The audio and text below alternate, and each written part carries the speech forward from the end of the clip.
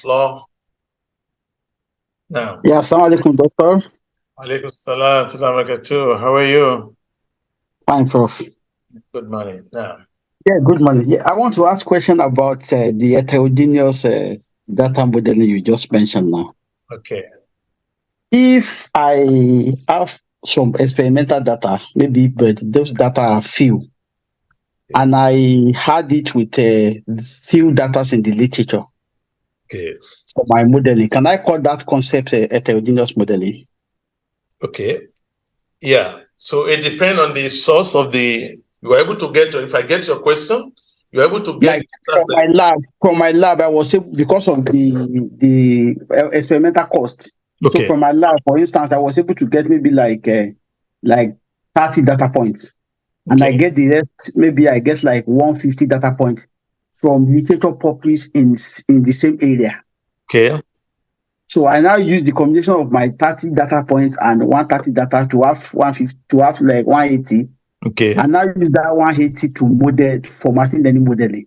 So can I call that concept heterogeneous data modeling? Okay, thank you very much. Yeah, yeah.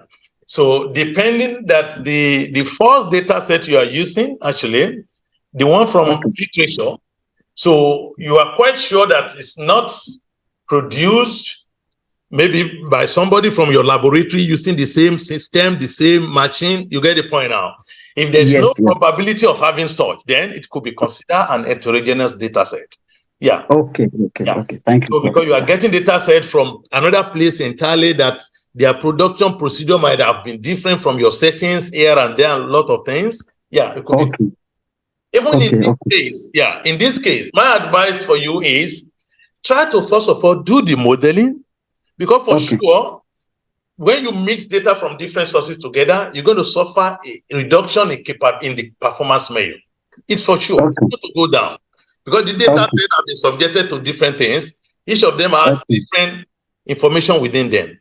But my advice is try to start with the 30 data points you're able to produce in your lab. Model with it first. Do the modeling, report your results. Now, try to bring data from those people. If you have the time, you can model separately, their own data set. Model separately, report the results. It's going to make your work very rich in comparative analysis, because comparative analysis is very important in machine learning.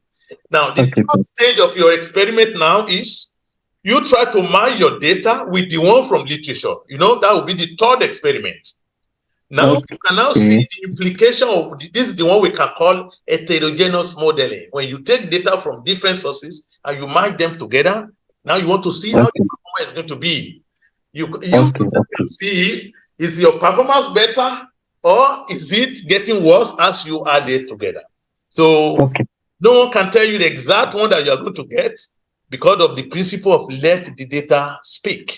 So you have to experiment and then let us see what result you come out with. Thank you. Thank you very much, Prof. Thank you. So I have Mr. Olayinka Yusuf.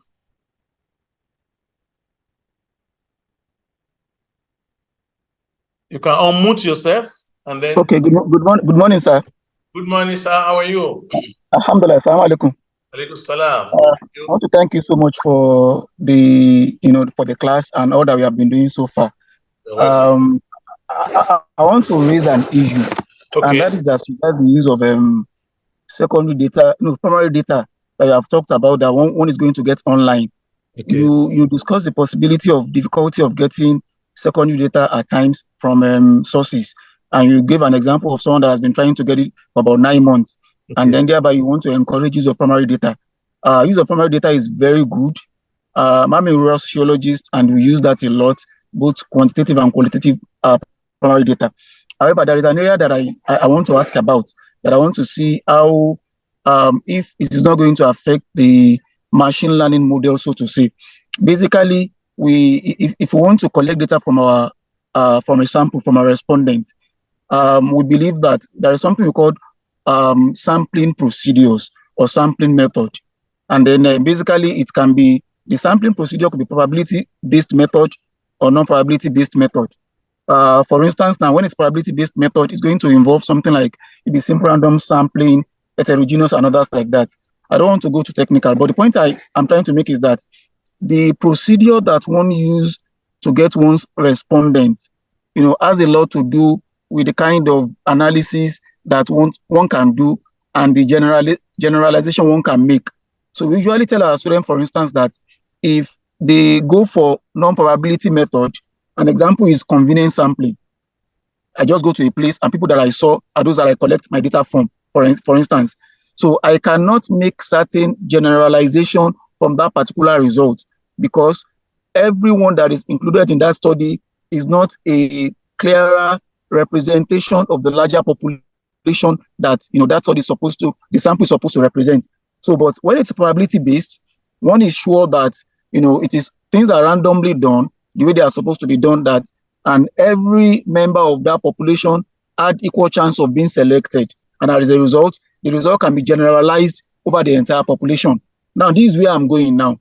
So when one is going to use a secondary data source, like I saw a primary data source, but obtained from maybe Google form and shared with people, one would not have control over those that are going to fill the form, and eventually one cannot really ascertain whether it has conformed with the procedures for probability-based sampling. So in such an instance, that the data set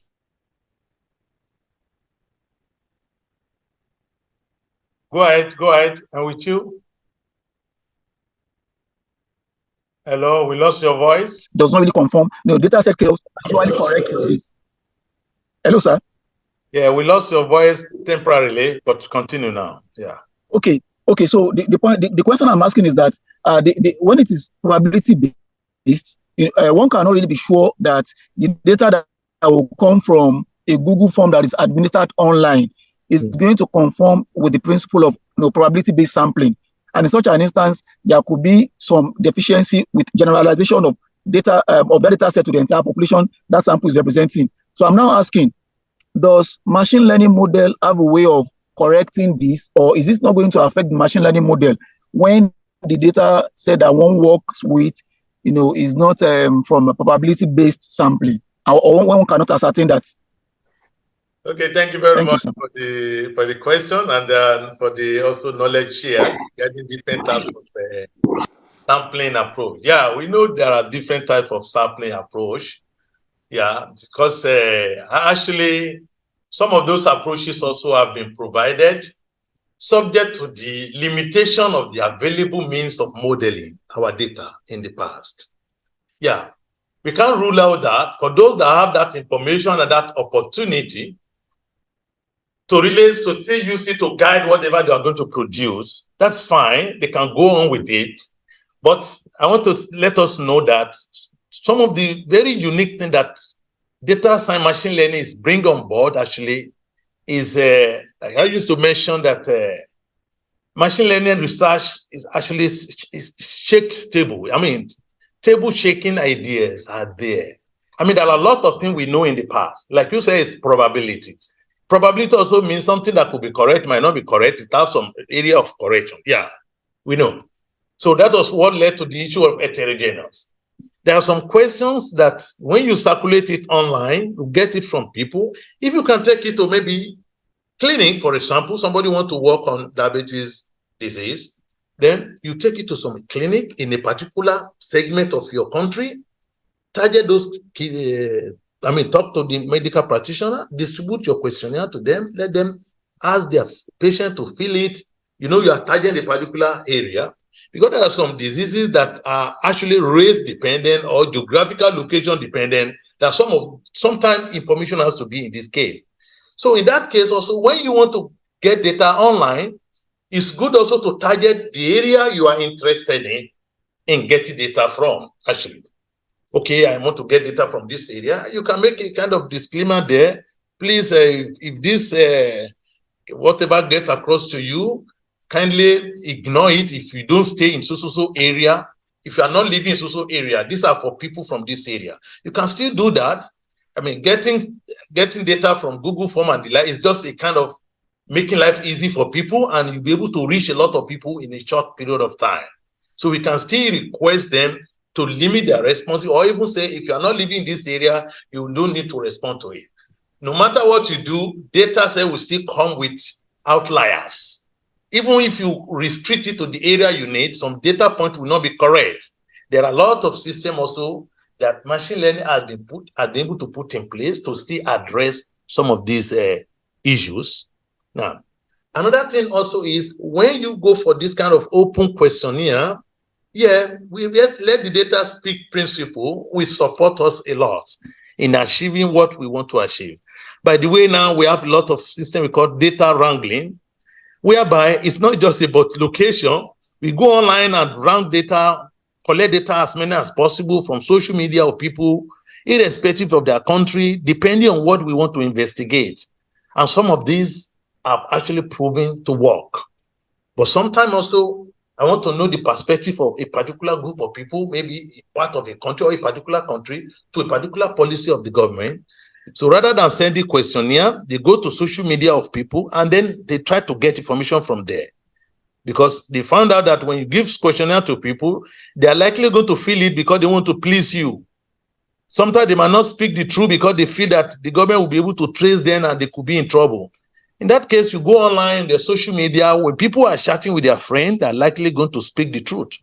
So people get data from these sources, and they have often been used successfully in a lot of policy making by government, and it do work actually.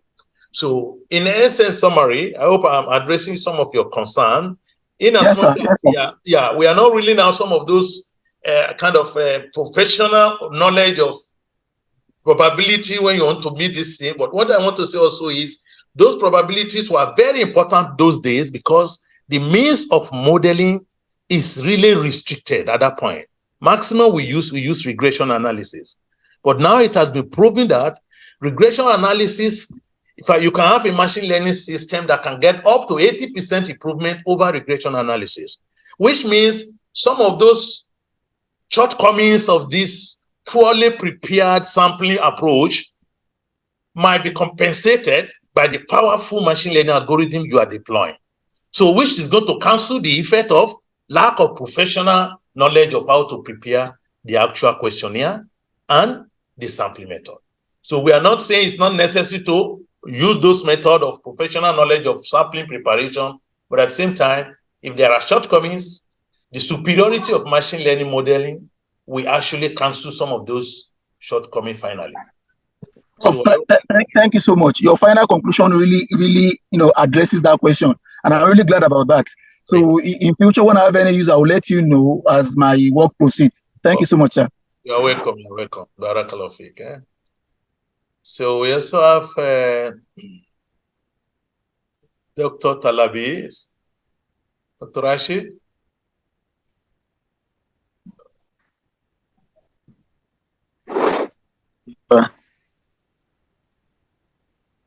Assalamu alaikum. Salam. Yeah, I think probably the first question, my question might have been addressed partly, but my concern is collecting data through interview. I initially have concern that how will such data be made to be quantitative? But I think maybe we might actually limit the response to yes or no. That is when you can quantify it. I don't know if I'm right. Okay, yes, on that one, just to answer that one, it depends on what you want to get.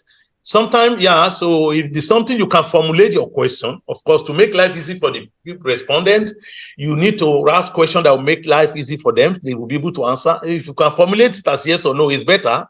You know what you are looking for, but you formulate in such a way that they can just say yes or no, you know where they belong. But sometimes also, you can let them actually express themselves. And then you might need to code it. There's a way to convert, to pre-process some of those responses. Of course, that's additional work for you.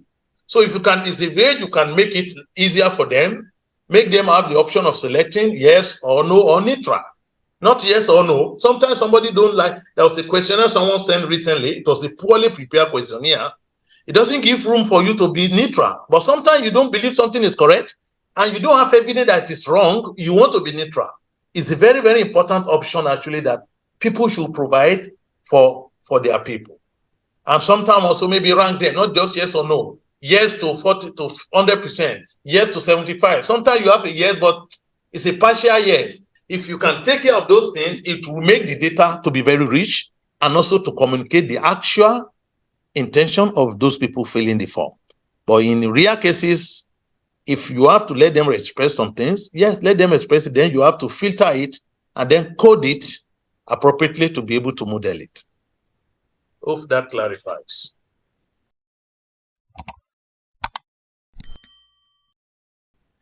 Yeah, thank you. Because but my concern is this: I don't know how after cleaning it, do all those sort of things. How will after coding it, will it automatically become a quantitative stuff that we can now use for modeling? Yeah. Because I believe in social sciences, often when we see interview, we believe it belongs to the qualitative. I mean, yeah, qualitative stuff data. Yeah, actually, these days we have qualitative and quantitative. In the olden days, we have qualitative and quantitative separate. You get the point. But these days now, there's a kind of intermingling of it. You can also convert it and code it. You can start with qualitative and later you're going to convert your data to quantitative, depending on how you prepare your interview. We have seen cases like that. Yeah, it's possible.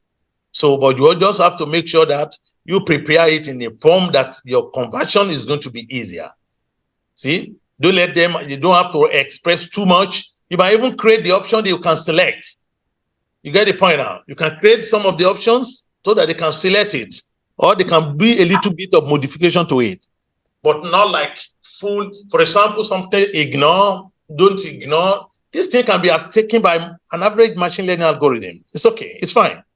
If it is it's not too much messages. So that's why I say sometimes you can say if your word is like this, we can code it to be this one.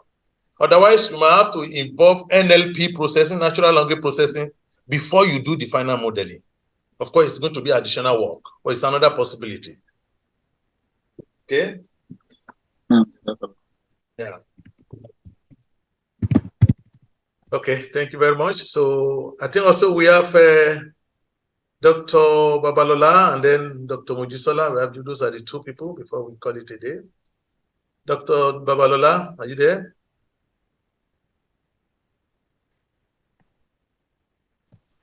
Okay, why is putting his mic together? Dr. Tajudeen, are you there? Yes, Prof. Okay, you have the floor. Thanks so much for the session. So I think majority of our questions today are actually on collection of data, and then mine is also in this area. And then mine is going to be specific or being a practical case. We're actually having a seminar last week by our postgraduate students. And some of these students, they are foreigners, they are Ghanaian officers in a military environment. And they are working on, let's say, restricted data or confidential. The guy being a Ghanaian officer, I was thinking that he would be able to get data from a Ghanaian Air Force. But unfortunately for him, studying in another country, his own country refused him data. Okay, we in Nigeria here, we're thinking probably you might be able to get this data from our own country here.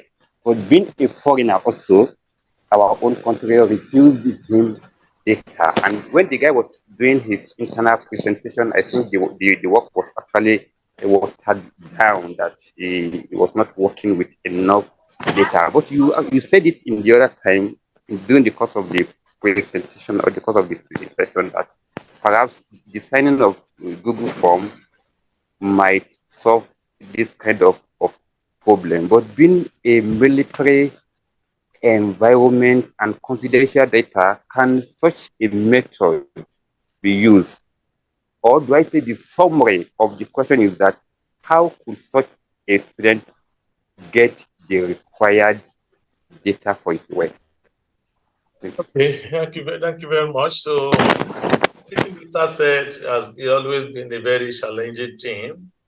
Well, one of the way you can still deal with it is maybe one, it's always good to get data from the actual source where you think it's supposed to be gotten.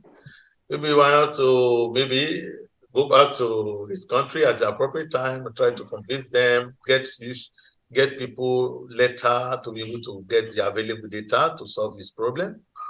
Otherwise, and also where he's presently studying, they are not allowing the data set, then you might have the option of data wrangling might have to be considered. Maybe get data from online.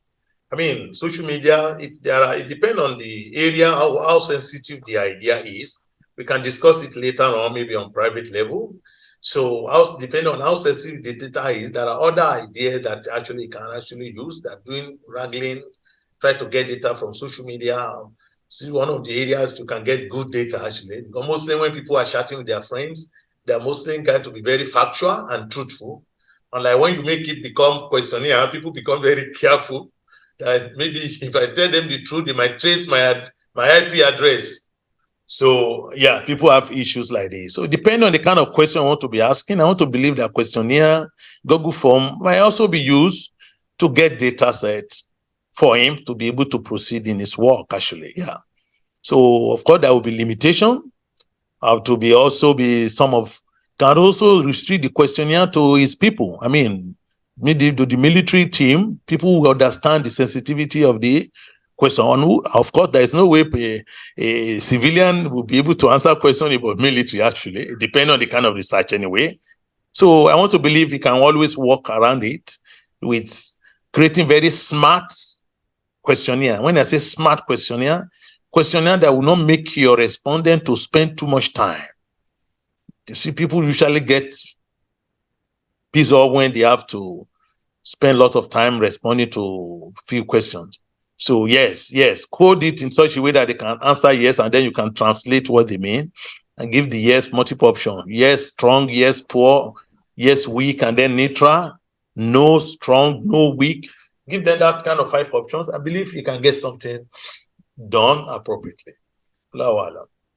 So, like I said, any further detail, maybe we can discuss that in private. It's also related to maybe sensitive issue. So, wish you all the best. Thanks so much, Prof. You're welcome. So, if Professor Babalola Dikirula is around, you have the floor before we call it a day.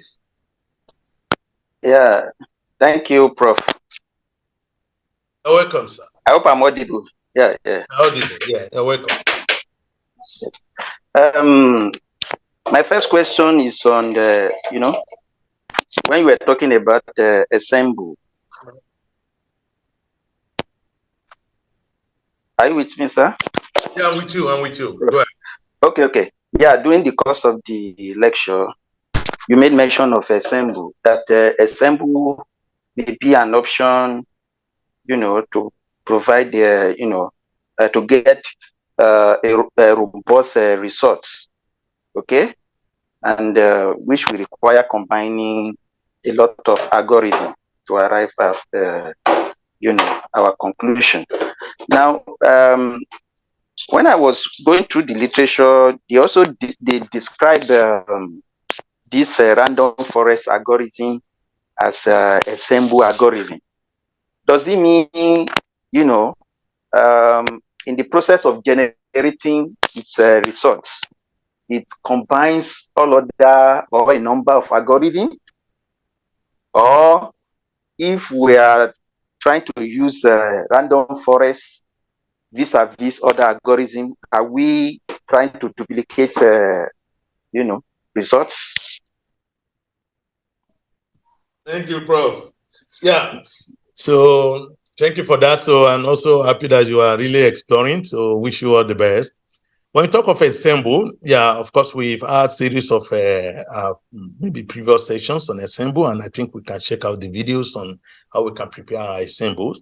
Assemble practically means that you combine multiple algorithms together and let them, as a committee, take a decision, because it has been established that they say two, three good heads are better than one. So as they often say, actually. So, and when we come together as a team, we are likely going to take better decisions. This is the principle that actually motivated the idea of ensemble, and that is one of the very latest area that is getting unique result, an excellent result. So, and there are different ways of creating ensemble. So there are ready-made ensemble in every platform. One of it is this, the one you just mentioned, random forest. You see, from the name random forest, actually, random forest is combination of decision tree. See, we have an algorithm called decision tree. Tree is a tree algorithm. Decision tree is like this. You go from one node, then you break it down. It keep going down. Decision tree is just an inverted tree. This is the leaf. Until you get to the last stage is the leaf. This is the leaf. So when you turn it upside down, it's going to become a tree. It's going to be like a tree in the bush. So when you invert this, you turn it upside down now, you can see that it will become normal tree that we are used to. Now, what random forest did was to bring together, this is called decision tree. It's one of the algorithms that I often use, very simple and very easy to understand.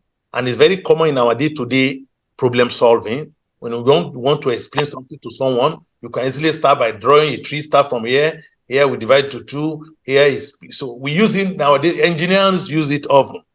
So it's a very, very simple algorithm to explain to people. So when you use decision tree, so people now try to use many decision tree. 1, 2, 3, 4, 5. They now combine them together in a ensemble. That's what they call random forest. You know, when you have many trees, they will form what we call forest. That's where the name came from. Yeah. So random forest is combination of many trees, decision trees in an ensemble format. So usually when you build decision tree, to determine to move to the next stage, which attribute should I use to split to 2? So, if you watched, we had the video earlier also on decision tree, how it works. So how do I decide to go to the next stage? We run an algorithm, so that will determine the attribute that should be used next. However, in random forest, we don't run that algorithm. We make move at random. We select the next attribute at random because we are going to do several decision trees. If it's only one decision tree you want to build, be very careful. You want to build the best. But in random forest, you try to use randomly selecting the next move for each tree. So by so doing, it's going to build several decision trees, as many as you can. It's one of the hyperparameters you have to select. You see, you have to select how many trees do you want to build. It could build like 17 trees, and then use them to solve this problem, and they can vote to produce the final answer. That is random forest. However, there are there is in weaker environment, you can use voting to build your own ensemble, in which case you can build neural network, you can build a k-nearest neighbor, you can build decision tree, you can build maybe 5 neural network, 5 decision tree, 5 k-nearest neighbor. You can build more, actually. The more the number of individual model, the better for your ensemble. And now you combine all these 15, for example, then they can participate in the voting, in the final voting for you. Simple majority vote. Out of 15 ensemble, so maybe 8 of them voted that, okay, the answer for this is A. The other one said, no, the answer is B. The 7 say B. So 8, the majority will carry the vote. Majority will carry the vote, or majority carries the vote. So this is the idea of voting. And there are other type of voting, like stacking. It's also applicable, is available in Wika, and I think we have already also discussed this also before. Yeah.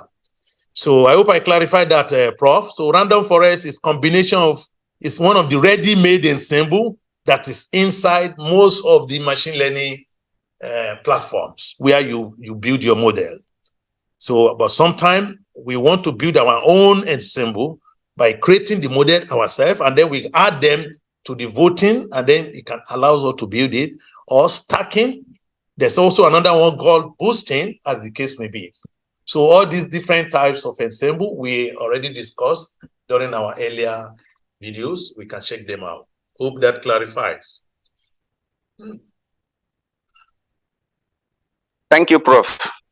Thank you very much. So yeah, please, my last question is that we are working on something, although we are not using machine learning algorithm, all right? Now, but we have a data shortage. yeah. Okay. Yes, the data is on the, entrepreneurship. All right. Yeah. And the available and most reliable data on that are generated by, World Bank and then World, entrepreneurship something. Okay. But when we check on Nigeria, the focus is on Nigeria. We have only 14 data points, and we need at least 30 or more than 30, but we are able to get only 14. Okay. Now, my question is that, is it possible to bring the data to, a weaker environment and then populate it? Or what is your suggestion? How can such thing be handled? Thank you. Okay, thank you very much. So, well, thank you, Prof, for the question. It depends on the problem you are handling. Is it a classification problem or is it a regression problem? This is number one. So, if it is a classification problem, sometimes we have what we call imbalanced data set, whereby the data set, we have two classes you want to establish. This is poor community or not poor community, depending on the problem you are solving. So it's class A or class B. Class A is made up of maybe 50 samples, while class B is only 15 samples.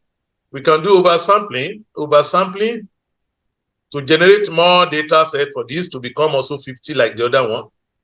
So sometimes also, if in the other way we can do undersampling or the way we became SB. And there are other ways also of generating data sets. So yeah, it could even be outside Weka that we can generate data sets, but it's always good to use the real world data set. Because even if it is few data points, let us use it and see what you can get. And then, except if it is imbalanced, in which one case is more than the other case in the data set, you can do oversampling, is generally acceptable. But however, going for fake data or generated data, so yeah, you can generate data, then some people do, but that will be the last resort after you have explored all options of getting the real ID data set before you go for that last option. Because generated data might not be able to tell you the reality of life you are modeling, especially it has to do with human being. Decision about human being has to be made. So you might need to use the few data points you have, bring in machine learning to the research, and try to use machine learning to analyze it. One of the advantages of machine learning is where simple method of modeling like regression analysis will fail, machine learning has always had a way of getting acceptable results, even excellent in some cases, irrespective of the number of samples. So you can have a look at methods like support vector machine to the head. Thank you. Okay, thank you, Prof.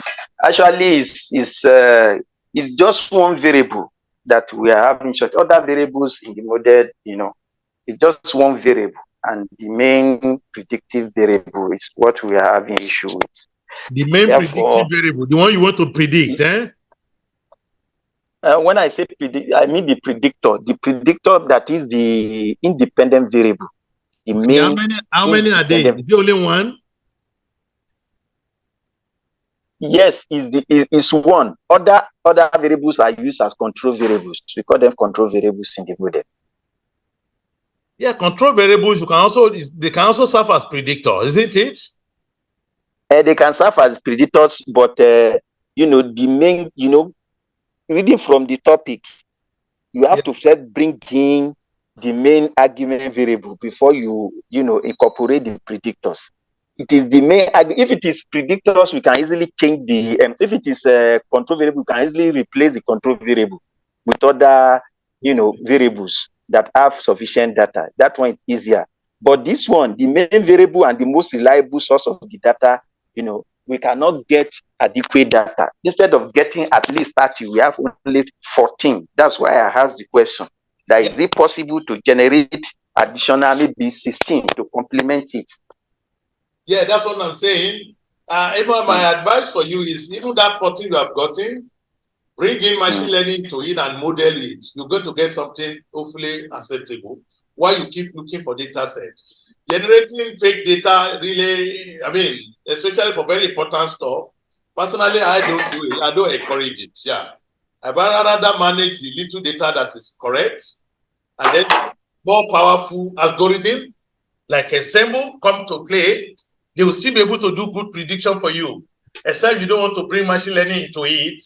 In that case, then, so 14 variable might not work for you, but 14 samples, but 14 sample or lesser actually have often been used in the predictive solution, and they do get reasonable results. So we can correspond in the privately later for further details on this, Professor. Okay? Inshallah. All right, thank you. Thank you very much. I wish you all the best on your projects. Thank you, sir. Bye. Okay, thank you very much, everybody.